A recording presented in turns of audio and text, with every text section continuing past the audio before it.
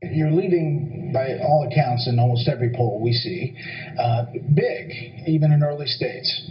And yet you're starting to get a lot of these questions about when would you consider getting out of the race? Well, Brett, it's very dishonest reporting. I mean, basically, they ask me, would you ever get out of the race? Now, I'm leading in every poll. I'm saying, strange question. I said, yeah, I guess if I did terribly, I would get out of the race, but I'm not. I'm doing well. And then they say, oh, Trump maybe will get out of the race. Such dishonest reporting. So, I give a very simple answer. I'm not getting out of the race. I'm not going to get out. Because when I answer it that way, like you look at some of the people that are polling right now at 0, and they ask them the question, they say, oh, they're never getting out. When they're going to be out over the next couple of weeks. So I think it's just a simpler thing just to say I'm not getting out of the race. I'm here to stay. I'm going to win it, and we're going to make America great again. You think much simpler answer. Right. You think you have to win Iowa and New Hampshire? I don't know, but I'm leading in both. I think I might very well be able to do that. I'm certainly leading in both, and leading significantly actually in one. And I'm going up to Iowa tomorrow. And we have a packed house, as usual, and it's going to be a lot of fun. I'm having a lot of fun doing it. I want to ask you some things that you haven't been asked, and that is a challenge, because you do a few interviews. I do. Trans-Pacific Partnership, the trade deal. You came out on Twitter. Terrible. Why? Because we have so many different ways. First of all, China is going to go into that deal. You know that. I mean, this is a backdoor for China. But they don't talk about currency manipulation the way they should. In fact, they didn't even mention it. And then a group came to see me, and we actually did an ad saying you have to talk about currency manipulation. The number one way that we're getting hurt is currency manipulation. China does it brilliantly. Japan does it brilliantly. We don't do it at all because we have people that don't have a clue. They don't know what they're doing. But there are so many different back doors to that trade agreement. And basically it's done by the lobbyists. It's done by the special interests for certain companies that want it. But it's not good for our country. We're losing our jobs. We're losing our money. We're losing our base. We're losing everything. These trade deals are negotiated by people that don't know what they're doing. So it doesn't bother you that you're on the same side as Bernie Sanders on this issue? Well, it's not the same side, and if it is, it's fine. We're on the same side for different reasons. You see, I like the trade. He doesn't want the trade. I like the trade, but it's got to be equal or better for us. Not even, if you look at the imbalance that we have with Mexico as an example, everyone always says about the wall. I'm going to build a wall. And I always say Mexico is going to pay for it. And I mean it. Mexico is going to pay. Everyone said, oh, that will never happen. Why would they pay? Let's say the wall is going to cost $7 billion. They were saying 12. Mine will be bigger, better, stronger for half the price. Okay, that's the way I do it. But let's say it's $7 billion. We lose in trade imbalance with Mexico $45 billion a year. In addition to that, we give them billions of dollars. Forget about what we lose. We also give them in subsidies. And the money they take out of this country is unbelievable. The economics of deporting 11 million immigrants, it just doesn't seem to add up for a lot of people. You're going to make it so tough, look. You're going to make it so tough that they're going to leave. Many of them are going to leave. You're going to make it so tough. Many of them are going to leave. And they're here illegally. We either have a country or we don't. What do you think of eminent domain? Well, I think eminent domain is wonderful if you're building a highway and you need to build, as an example, a highway and you're going to be blocked by a holdout, or in some cases it's a holdout. Just so you understand, nobody knows this better than I do because I built a lot of buildings in Manhattan, and you'll have 12 sites and you'll get 11 and you'll have the one holdout and you end up building around them and everything else. Okay, so I know it better than anybody. I think eminent domain for massive projects, for instance, you're going to create thousands of jobs and you have somebody that's in the way and you pay that person far more. Don't forget, eminent domain, they get a lot of money. And you need a house in a certain location because you're going to build this massive development that's going to employ thousands of people, or you're going to build a factory that without this little house, you can't build the factory. I think eminent domain is fine. Now, the Club for Growth doesn't like it because of me. They came to my office right upstairs. They said, would you give us $1 million? They put it in writing.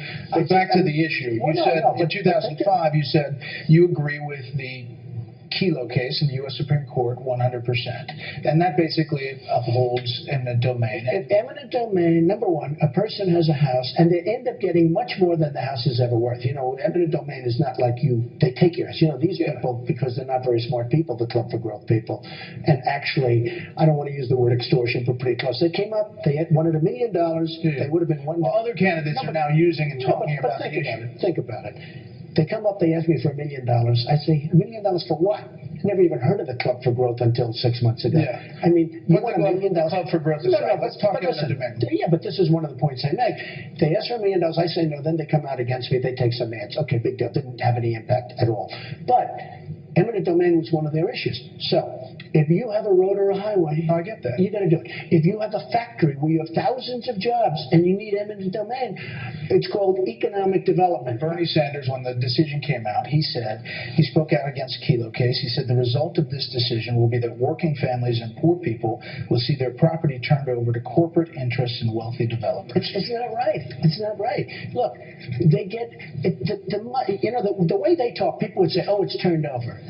It's turned over for 4, 5, 6, 10 times sometimes what it's worth. People pay them a fortune, but sometimes you have people that want to hold out just for that. Most of the time, I will say, I've done a lot of out parcels. I call them out parcels. Yeah. Most of the time, they just want money. Okay. It's very rarely that they say, I love my house, I love my house, it's the greatest thing that ever. Because these people can go buy a house now that's 5 times bigger in a better location. So eminent domain, when it comes to jobs, roads, the public good, I think it's a wonderful thing. I'll be honest with you.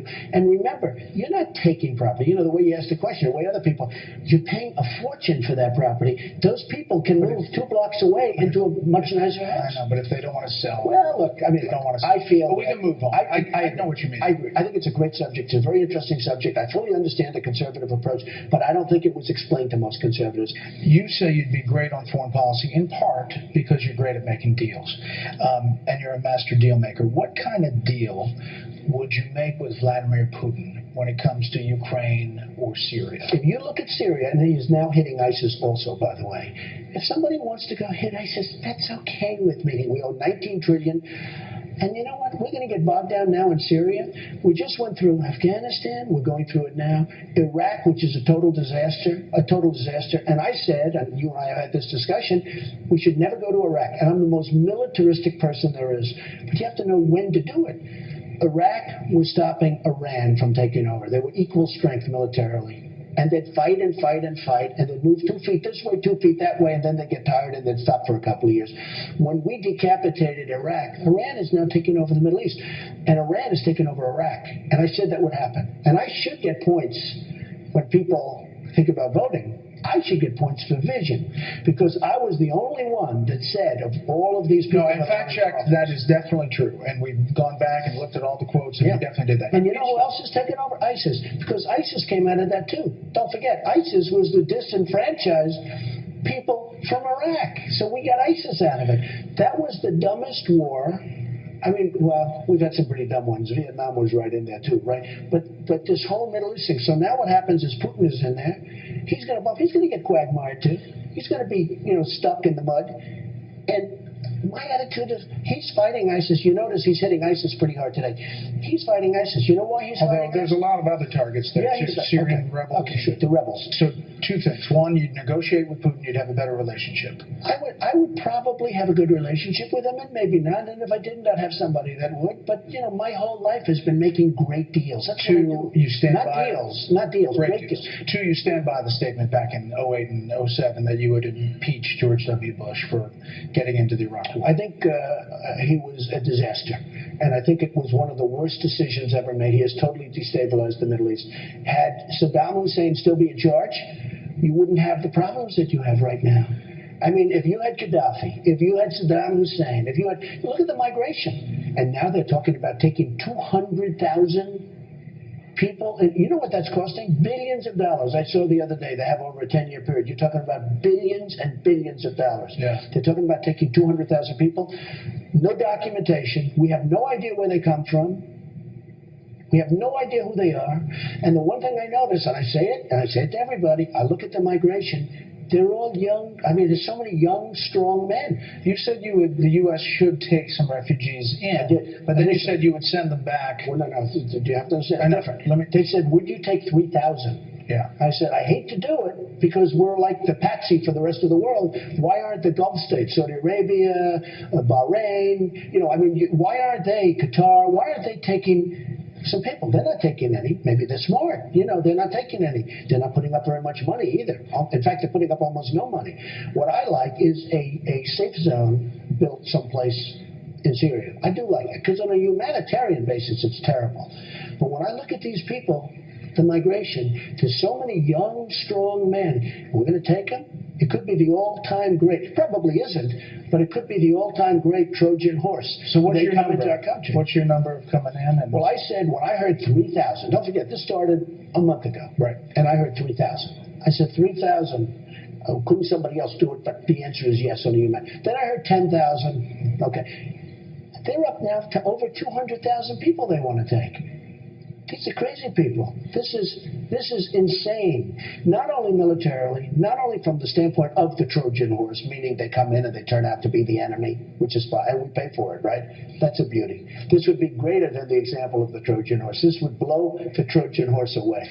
We asked people on Twitter if they had a question for you. D.T. Stevenson says, how would you, as Commander-in-Chief, confront Putin if Russia shot down one of our planes? If Russia shot down a plane, what would you do? Well, in my case, I don't think that would happen because I'd have a fairly different stance than a lot of other people. And I'm more militaristic than all of them. You know me. I am more militaristic than all of them. But you got to know when to do it. No, we don't want Russia shooting our planes, so we don't want to shoot their planes down. What are we getting? Syria. What are we getting? We got to rebuild our country. I'm all for protection. I'm all for all of the things. In fact, I actually said, because Afghanistan's a little bit of a different situation, and you're right next to Pakistan, and, there's a lot of different things going on over there, leave our 5,000 troops there for a while. So you're into that number. They're talking about that. You have to. Not that I want to, but you really have to. Leave some troops behind.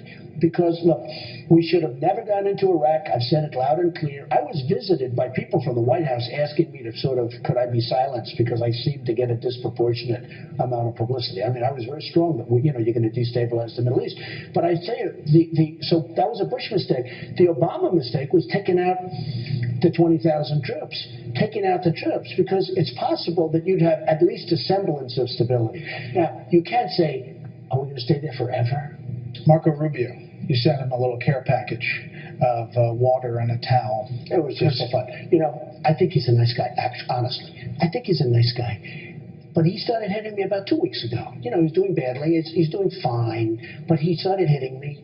I don't know what it is about me. They hit me. Perry hits me. All of them. They all seem to go down. I wish I could sell that. Maybe we should use that in our military. Hit him and they go down.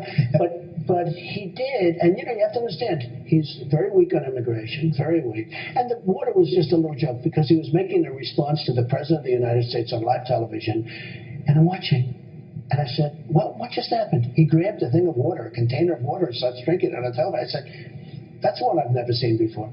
So we were just doing it anyway. Here's what he said today. Apparently the water is very high-quality water. It's top-notch water that he sent us, that Donald Trump sent us. Let me ask grateful for the gift. Well, that's good. I like him, too. I mean, honestly, I wish the Republicans could get together. You have to understand I'm a counterpuncher. I never started. I think you will say that. Bush started with me. And I've been very nice to Bush. But I want to be nice to everybody. I think it's very important for the Republicans to win that they get along. I'm not looking to do this with everybody. I'm not looking to do this. The Republicans have to. I want to get along with Mark. I want to get along with Bush. I want to get along with everybody. And whoever wins, wins. You don't want to do center seat, so I thought we'd ask some of the panelists for a couple questions to bring it to you. Okay. A.B. Stoddard. So she asks, quote, does a stunt like delivering water bottles and towels to Senator Rubio because he sweats a lot help your candidacy, help the ultimate GOP nominee win a general election, or make America great again? I think we're just having fun, honestly. It's really just fun, A.B. And I respect all the people in your panel, by the way, I have to tell you. And she's fantastic. All right, so here's her question. I've fallen in love with her. Here's her question. By the way, there was nobody nastier to Trump than her, and now I'm in love with her. I don't know if you will. Okay, now I think I'm about to. You're still at the top of the polls, right. But your lead is beginning to shrink, says Mara. Do you think the GOP voters are getting tired of you? No, I think the press is treating me very unfairly. I mean, I really do. If I go down a point, it's like a headline. Like, for instance, in Florida, I have 29, and Bush and Rubio have like 11. And the headline is Bush and Rubio in tie for Florida. I figured I was like a 2. And then I say, wait a minute, I'm killing them in Florida, and I'm not even in the headline. I think I get treated unfairly by the press, but I think the people that are with me, because I get the biggest crowds, bigger than Bernie Sanders, bigger than anybody, 35,000 people in Mobile, Alabama, 20,000 people on 3 days' notice in Dallas. You just said yourself, you saw the other day, I mean, a week ago in Oklahoma, I had 20,000 people. Oh, there's huge I think crowds. people get it. I don't think I'm treated fairly by the press. Charles Krauthammer, who, by the way, in Canada Casino put his first money on. I saw that. I couldn't believe it. Did you see that? Thank you, Charles. I'm going to make you look good, Charles. All right, here's his I was question. so impressed by that. I told everybody. The big debate between liberalism and conservatism is over the size and scope and reach of government. Conservatives want smaller, limited government. Many of your proposals would require vastly expanding government's power. Deporting 11 million illegal aliens would be a massive law enforcement action, he says. Putting tariffs on, say, companies who want to build factories in Mexico, an example of big government telling private enterprise what to do. Aren't you more of a strong government guy rather than a conservative, limited government guy? I'm a strong military guy. We're going to make our military really strong, okay? But I'm a strong military guy, but not for big government. We can do this with much smaller. I want regulations off. I want taxes reduced. I mean, if you look at some of the things that's going on, and when you say illegal immigration, you know, we spend almost $300 billion a year on illegal immigration. $300 billion. When we clean it up, and again, a lot of these people are terrific people. They're going to be coming back, but they come back illegally. But when we clean it up, we're going to make money. That is not going to lose money. That's going to make money. So I have great respect for Charles, even though he only speaks well of me about 3% of the time. But actually, he said a couple of good things, and he did put money down on me last time. That's an uptick. That was a shock. Yeah. But small government, big government? I'm small government, and I'm very little regulation. You know, the regulations are killing. If you look at small businesses and big businesses, not even small, big businesses, but you look at businesses in this country, they are regulated to a point they can't even function anymore. No, I'm a small government person, but I do want to have a very, very strong military. A lot of people just ask me, why are you doing this? It's a question I do get, because I do. I have a wonderful thing. I have a great company. I built a great company, great family, because I want to make America great again. I see what's going wrong. I have wonderful energy. I'm blessed with good genes. My father was very old when he passed away. My mother was very old when she passed away. It's something that I want to do. I want to make America great again. That's my whole theme. And we can do it. And it's not even tough.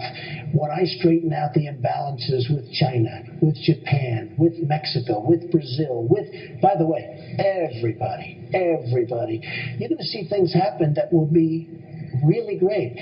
And I really enjoy doing it. The other thing that I must tell you, I'm energized by the crowds. I go out to Iowa and New Hampshire and South Carolina and Tennessee the other day and Dallas and all of these places. I get thousands and thousands of people. It's like a love fest. So I really enjoy doing it, but we're going to make America great again. Last thing, New York Times Magazine, Mark Leibowitz article. He writes this: there is a certain prosperity theology aspect to Trump's appeal. The idea that you follow a minister because he is rich and has his own plane and implicitly and sometimes explicitly promises that you too will be rich. Do you think that is why you're doing well in America, that is a celebrity culture? I've had great success. If I didn't have great success, I wouldn't be able to do this nearly as well. I mean, I guess I could be a regular politician, but they haven't had great success. I've had great success. People have seen that over there. That's why I was chosen for The Apprentice and lots of other things, which also became very successful. We have to make our country successful again. We have to make it rich again. You know, it sounds a little crass. Somebody said, oh, that's not so nice to say rich. Well, we have to make our country rich again to become great again. But there is a little truth to that. I think so. I think people do follow because I have had a great deal of success in my life. And I think if I didn't, maybe you and I wouldn't be talking right now. You know, when I say make our country great again, I actually think it can be greater than ever before. And with that being said, it has to be done quickly because we're going so fast in the wrong direction that this next election is going to be very, very important. So you're in it to win it. I'm in it to win it. Thank you for that. Thank you.